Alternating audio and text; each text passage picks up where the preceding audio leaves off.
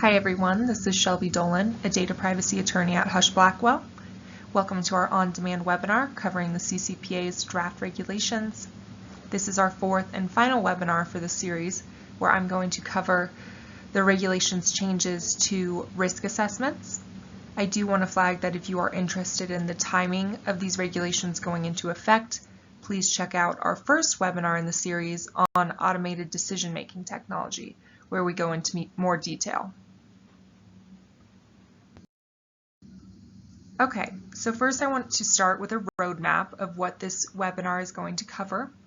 I'm going to address when these regulations are applicable, the new requirements for risk assessments, and the process for submitting risk assessments.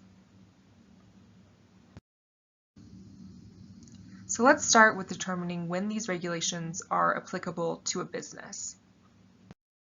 New regulations compel businesses subject to the CCPA to conduct assessments when the processing of a consumer's personal information presents a significant risk to the consumer's privacy. The regulations then provide a list of 4 activities that are considered a processing activity that presents this type of significant risk. First is for the purposes of selling or sharing personal information, which at first may seem inapplicable to most businesses that do not sell or share personal information with third parties. However, it is important to remember that the use of third-party advertising cookies on a business's website is considered a sale of personal data under the CCPA and will require an assessment. Second processing activity that requires a risk assessment is the processing of any sensitive personal information. Under the CCPA, this does include processing the personal information of any consumers under the age of 16.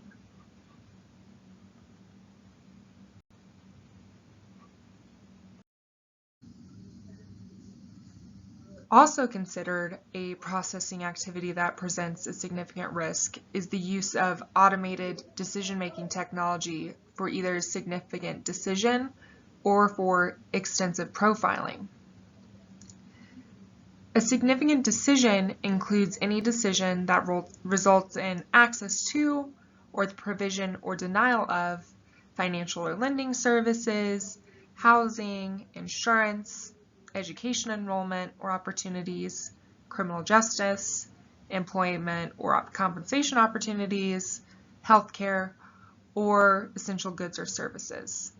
The regulations do go into more detail on each category and provide a list of illustrative examples. So check those out if you have any questions on what would be considered a significant decision.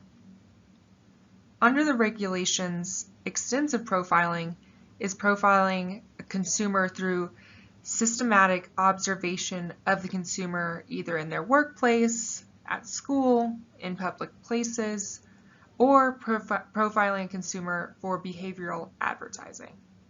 So if you are using automated decision-making technology for either of these types of processing activities, you also will need to create a risk assessment.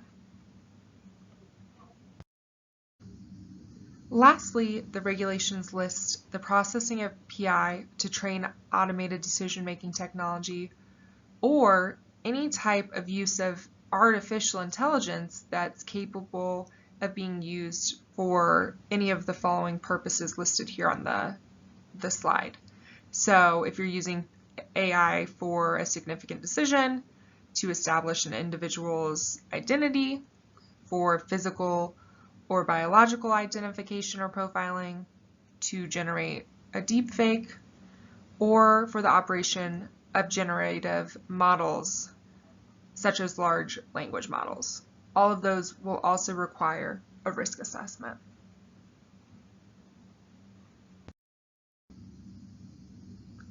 Okay, so let's move on to what is required to actually be in the risk assessment.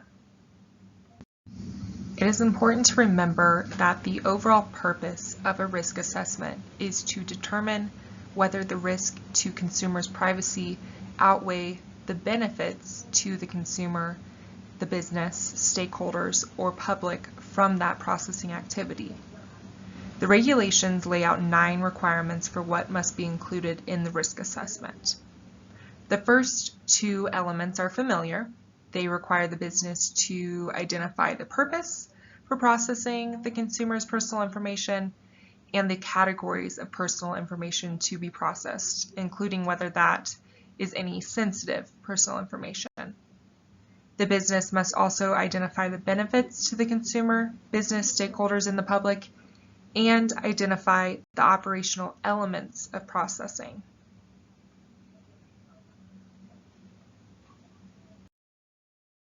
Under the regulations, the operational elements include the planned method for using the personal information, the retention period for each category of personal information, the relationship with the consumer and the business, the number of consumers whose personal information will be processed, any disclosures that are being made to the consumer about the processing, any categories of third parties with access to the consumer's personal information, and the technology that is being used in the processing. Under the regulations, if an automated decision-making technology is being used, then the business must also include the logic, assumptions, limitations, and the outputs of that automated decision-making technology in the assessment.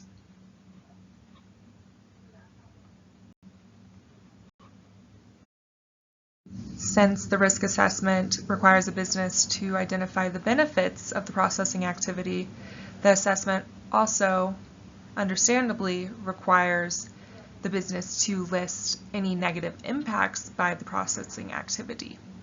The regulations specifically view negative impacts to include the unauthorized use of PI, any discrimination, impairing a consumer's control over their personal information, compelling a consumer into allowing their personal information to be processed, disclosing a consumer's media consumption, or any economic, physical, reputational, or psychological harms.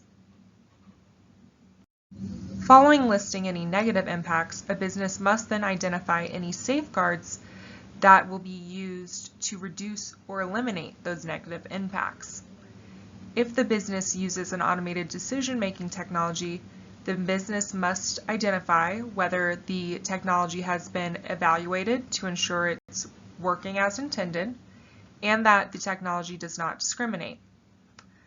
The assessment also needs to identify whether the technology is accurate and that there are non-discrimination safeguards put in place.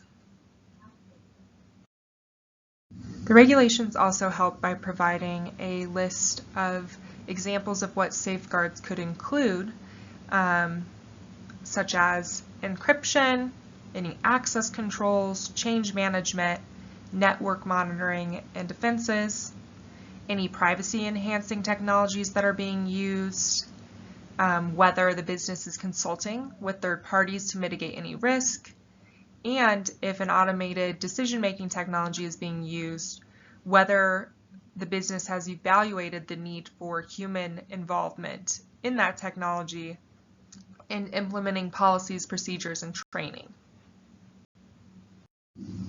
Lastly, the business needs to come to a decision in its risk assessment. The business needs to identify, will it be initiating that processing subject to the risks, the impacts, the safeguards, everything that the business outlined in the risk assessment. The risk assessment also needs to identify the contributors to the assessment and include a date the assessment was reviewed and approved, and the individuals responsible for reviewing and approving the assessment. So what is next after a business prepares the risk assessment? This is a key change with the regulations. The first piece of material that a business must submit to the California Privacy Protection Agency is the certification of compliance.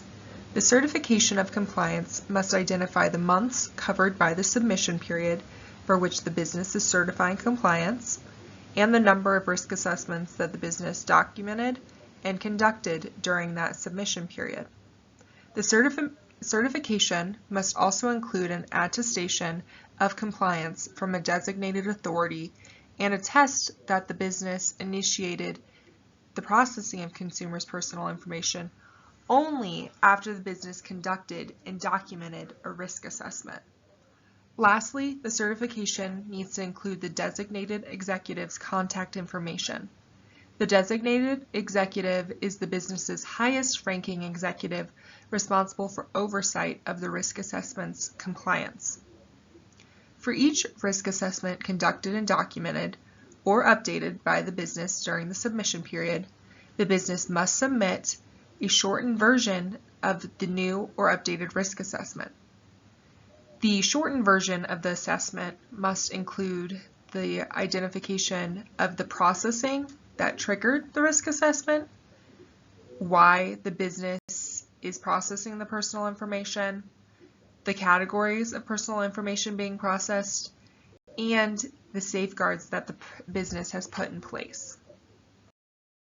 A business has 24 months from the effective date of the regulations to submit a risk assessment to the agency. After the original submission, the business must submit certification and any new or updated abridged risk assessments annually. The agency or the Attorney General has the right to require a business to provide its unabridged risk assessment to the agency or Attorney General's office at any time upon request. And the business must submit that request within 10 business days.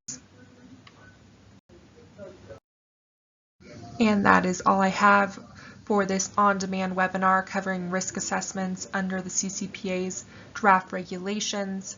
For more information on the other CCPA draft regulations, check out the first 3 webinars that we did in this series on our Bite Back blog. Thanks, everyone.